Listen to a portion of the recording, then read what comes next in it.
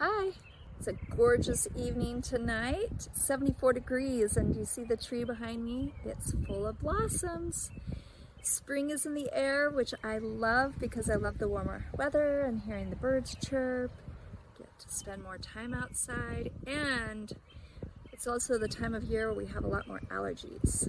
And so some things you can do to help your system move through those allergies and detoxify. You want to support your liver, drink lots of water.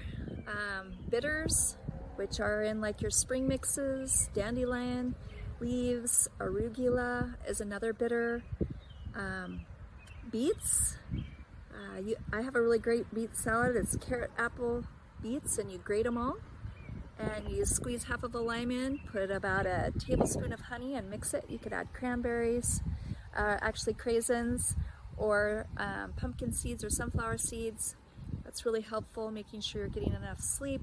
I like a product called Kick-A Allergy. I know, a crazy name, but it really does help. You can get that at a Whole Foods or Sprouts, Trader Joe's.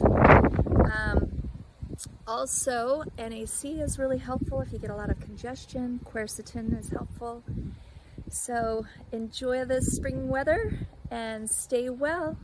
Take care.